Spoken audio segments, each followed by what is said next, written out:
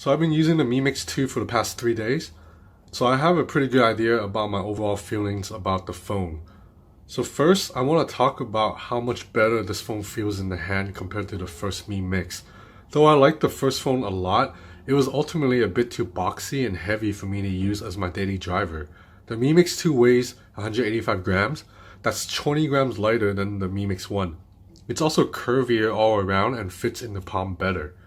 Now the Mi Mix 2 is still a bit heavier than the Galaxy S8 Plus or the LG V30, but that's because the Mi Mix 2 is crafted out of ceramic. It's a very nice, dense feel in the hand. So looking at the front of the display, you have a 6-inch 2160 by 1080 LCD panel with rounded corners. That's a PPI of 403 if you're wondering. The bottom bezel is slightly slimmer than the first Mi Mix, but not by that much. Yes, the selfie camera is still on the bottom. Xiaomi's people tell me they're sticking to the guns and leaving it there instead of having a cutout at the top of the screen, like the iPhone 8 or the Essential phone. Xiaomi's people actually didn't name drop these other phones, but they definitely imply that they thought a cutout on the top of the screen looked stupid. So the top bezel is actually slightly larger. That's because Xiaomi has implemented an earpiece into the Mi Mix 2 instead of doing that thing with the Mi Mix 1 where it had to vibrate sound through the frame. Phone calls definitely sound better on the Mi Mix 2 than on the 1. On the right side of the device, you have a power button and a volume rocker. On the left side, there's a SIM card slot. The bottom has a speaker grill, USB-C port, and no headphone jack. On the back is a fingerprint reader and a 12 megapixel camera with a Sony IMX386 lens. There's an 18 karat gold trim around the camera, and this year for the Mi Mix 2, this gold trim is on every version, because on the Mi Mix 1 it was only on the special premium edition. The camera sticks out a little bit though, very slightly. Let's talk some specs. So you have a Snapdragon 835 with 6 gigs of RAM on the standard version and 8 gigs of RAM on the special edition. There's a 3400 milliamp battery. So software-wise, the Mi Mix 2 runs Android 7.1.1 with MIUI 9 Global on top. So the global version of MIUI will have all the Google apps built in, not like the China one where you have to install your own Google apps. So MIUI 9 brings some new tricks that the older MIUI could not do. For example, you can finally quick jump between apps by double tapping on the overview button, and you can also do split screen mode. This is Xiaomi's own implementation of the split screen, so it's slightly different from the Android version in terms of how you activate it. Xiaomi's Tick actually allows Instagram to go into split screen. You can't do that on Android's official version. There are MIUI specific features like Quick Ball, which lets you put a floating button on your screen that allows access to home, back, overview, and screenshot. It just makes the phone a bit easier to use with one hand. Overall, I am okay with MIUI. I don't hate it, but ultimately I prefer stock. I don't like that I don't get an app tray, and the most annoying thing of all, in MIUI you can't expand on notifications. So right here, I see that I have a new email, right? But I can't expand to see who that email is from or what it's about. This is a big hassle for someone like me who relies on email for work a lot, because every day I get like 50 emails, and then I'm able to, on other phones, I'm able to look at the lock screen and just swipe them away if it's from someone that I don't care about. But the star of the show, however, is obviously the screen.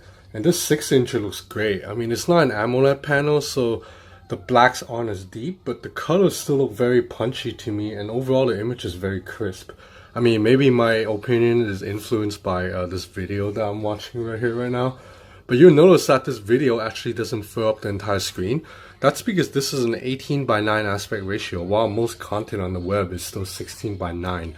Now I wish Xiaomi gave me the option to crop this video to force it to fill up the whole screen, the way Samsung does with the Galaxy S8. I mean, I know that the way it is on the Samsung right now, the video is actually chopped at the top and the bottom, but I prefer this than all these black bars on the top, bottom, left and right. But the Mi Mix can pump out really good audio. That's because sound comes out not just from the bottom speaker, but also the earpiece up top. Xiaomi says it's not quite a stereo sound system, but it's still better than just having one speaker grill, right? So right now, I'm at 50% right now. So you see the sound is pretty good. And then let's go up to 100. So you know, even at 100, it's not, there's no distortion. So you know, this is just a beautiful panel to watch videos on.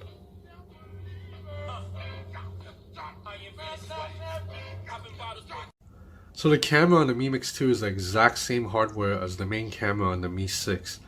Xiaomi tells me it's improved the software, so it should be a better camera than the Mi 6. And the camera app is easy to use. You do get a manual mode, but I really don't like that when you're using it. You can't see the change in ISO and shutter speed in real time through the viewfinder. On the Galaxy S8 and LG V30, you can see the video change colors and shade as you're adjusting ISO and all of that, so you can, you know, find that perfect lighting. The phone is also quite vague in terms of what resolution you're shooting in. Like, look at this. So for picture quality, it only says high, standard, or low. So what resolution is that? As mentioned earlier, the selfie camera is on the bottom, so you have to flip the phone upside down to take a selfie, but the quality is pretty solid. The camera app also has a lot of fun filters that let you take creative shots like this. So let's look at some photo samples now. In general, the Mi Mix 2 can shoot great photos during the day. Colors are vibrant and well balanced. The camera shutter is fast, and focus times, while not as fast as the Galaxy S8, isn't bad at all. So let's take a look at this picture of the flower. This macro shot turned out really well in my opinion. And now this Chinese banner, you can zoom in all the way and see all the details. I can read the Chinese text clearly. So in low light situations, the Mi Mix 2 is good but not great. Photos look fine when you're looking at them on the phone, but put them on the computer like blown up, or compare them side by side with the Galaxy S8 or LG V30, and you'll see that Xiaomi shots are a bit inferior. So look at these two shots right here. The Galaxy S8 produced a more clear image with more details.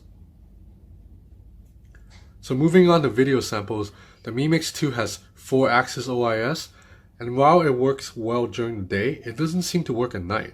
Video shot in the day are steady and clean, but at night you see a bit of jerkiness as I'm walking. Check out the samples.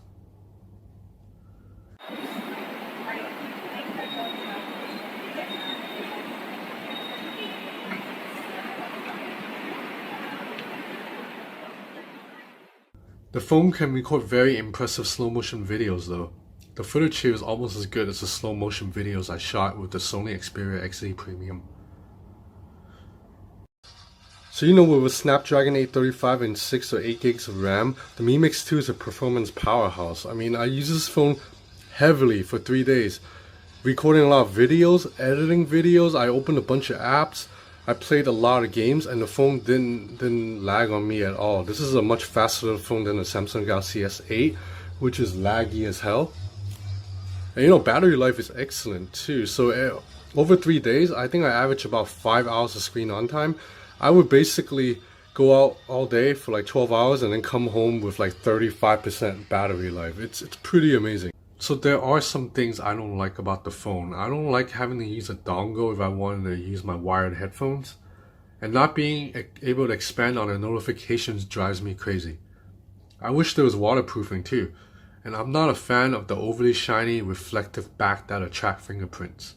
I just prefer like a matte metal back. But overall, the Mi Mix 2 is a very good device. It improves on the Mi Mix 1 in every way. I love how this phone feels in the hand. But sadly, the wow factor is gone. And this is like no fault of Xiaomi. The Mi Mix 1 was a stunning device that blew everybody's socks off. When it came out, it made all the other phones look bad. But the Mi Mix 2 doesn't quite do that. Because right now, we have a market full of cheap Chinese bezel-less phones that sell for like $200 and actually look pretty damn good. And we have phones like the LG V30 and Galaxy S8 that, you know, even though it has a different design, still offers that almost all-screen look. And then there's the iPhone 8, of course. So there's just a lot of bezel-less phones on the market now. But you know what? Xiaomi started this trend. Yes, I'm aware that Sharp Arcos did it first, but that phone doesn't count. It's too obscure. So Xiaomi started this trend and they deserve props. Apologies for this long-ass video, man. Thanks for watching.